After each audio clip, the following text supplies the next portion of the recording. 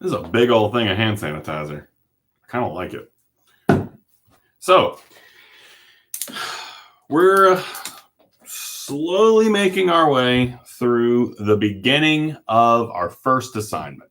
Now, last couple of videos, we'll be talking a little bit about politics, been bandying about a few ideas, getting our feet wet, just kind of acclimating towards, writing about a longer topic. Now, what I want to do today is I want to introduce you to some concepts that actually can really help you get started when writing a longer piece. I'm going to take these one part at a time. Now, this kind of makes sense because I really want these classes to go slow because, believe it or not, I've actually had some students go into quarantine in the face-to-face classes, which means I actually have to kind of merge my face-to-face classes with the online environment and try to help them sort of piggyback off of each other so that when someone goes into quarantine, they can then use the online material to basically keep up with what's going on in the class itself. So slow is the speed that we're going to be going. So anyway, one of the big challenges that I see students face when they start writing is the time-old, god-awful blank page, right? What do we do when we encounter a blank page and we just sort of end up staring at it like we don't know where to go, right? We often just kind of sort of have a whole bunch of ideas. They tend to fight with themselves in our head, and it can be a very intimidating thing. Well, I think one of the best ways to solve this particular problem is to go back to a really old, tried and true teaching method, but I have an interesting twist in it for you. What we're going to talk about today is the modes of discourse, and we're going to basically split these up into two different sections. The modes, writing always tends to split itself into one or multiple modal functions. I know this is really getting quite theoretical. You ever been talking through something and you start thinking about the fact that you're talking through something, you just kind of sort of freeze up because you're thinking about the fact that you're thinking about something, it kind of spins out of control. Yeah, anyway. So writing takes on these forms, and you can use these forms to kind of make some decisions about what direction you want to go in. And this is a better form of pre-writing, in my opinion. I found that this can guide students in a lot of very important ways. Now, rather than to sit and just sort of talk about the modes, let me go ahead and give you two examples today. And I'm going to want you to play around with these examples and probably kind of sort of integrate them both together. The first mode that you can use when you sit down and write an assignment is to write a narrative. And I'm going to write these terms out below the video so that you can see how these things are spelled too. A narrative. That is very basically what we would call a story, right? Now, the funny thing is when I have a class, I usually like to have them define words, right? How do you define narrative? How do you define story?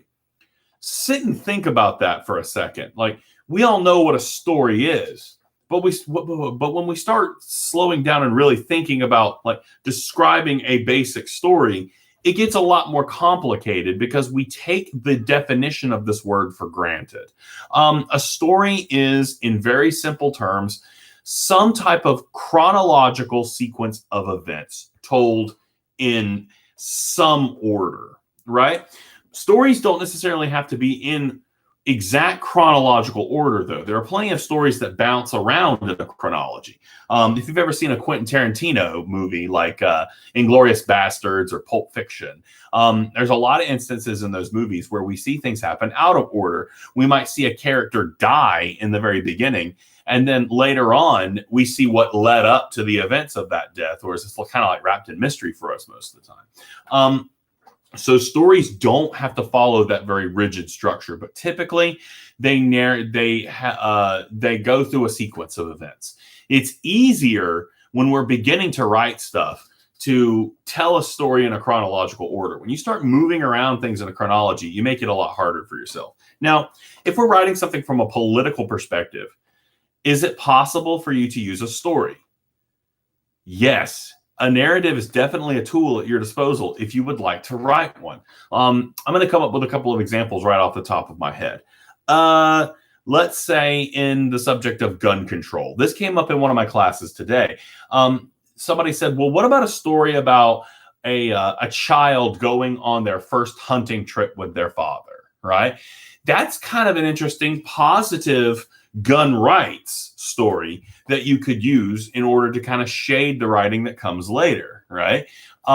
Or you could even do something like an anti-gun activist doing something to try to change, to like do some type of volunteer work. I know that's boring, but can you help me out here? I'm making this up off the top of my head. But those types of stories can do a great deal to engage your reader in the subject that you're talking about.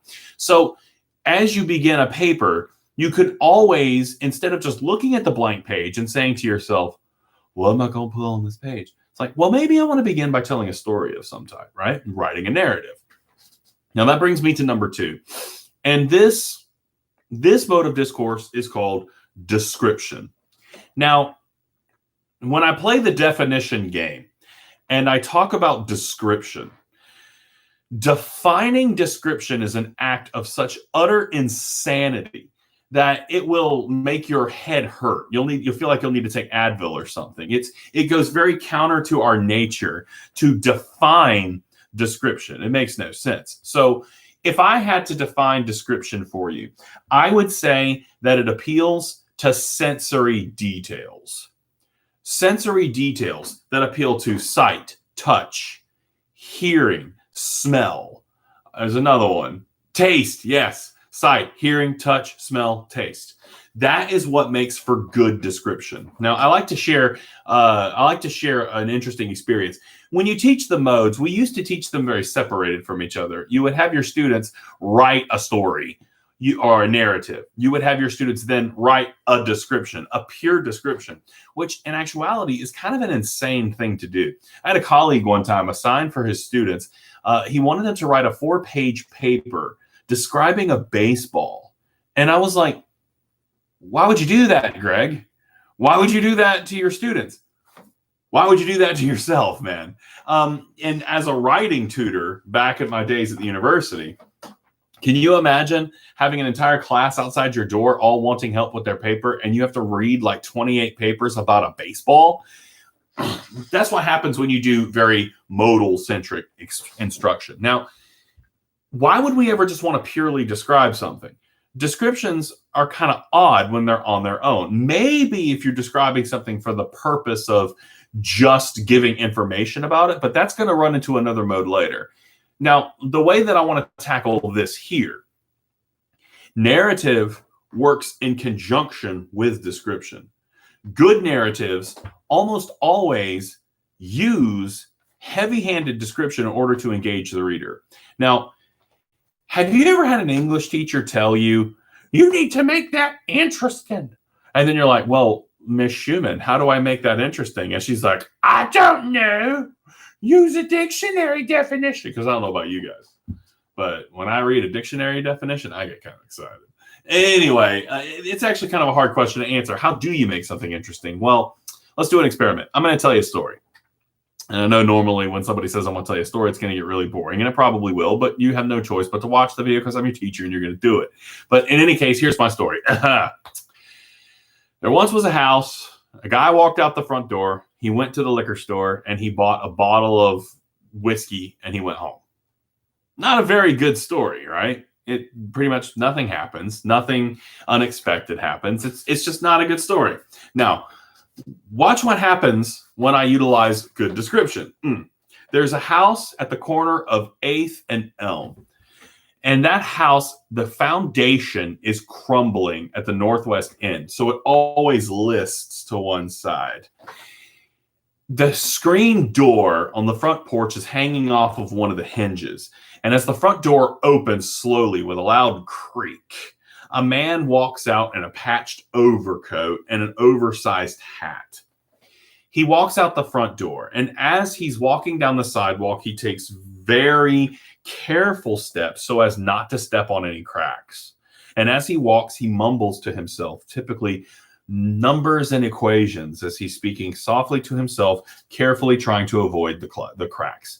He goes up to a liquor store. There's a big neon sign out front that says liquor, but the Q is blown out, so it just says liquor. He goes into the store for a few minutes, comes back out with a bottle and a brown paper bag. He walks back to his house again, painstakingly avoiding the cracks in the ground. He goes in front of his house. He takes in the side of it, listing to one side. He takes a big, deep breath and he sighs and he goes into the front door. Now, was that a good story? No, it wasn't. Nothing really happened. But whenever I tell that story to a group of students, you know what they all do? They all are looking at me. They're like, none of them are on their phone with the Twitters. None of them are writing their Facebook friends. They pretty much all, this is actually for the high school students too that I have in my classes. I mean, it's something about good descriptions that have sensory details that just gets even the most jaded teenager like, it's the weirdest thing, and it works so well. But the point I'm trying to make here is that narrative wasn't very good in and of itself, but those sensory details make us draw this image out in our mind. And in that way, that description makes things engaging.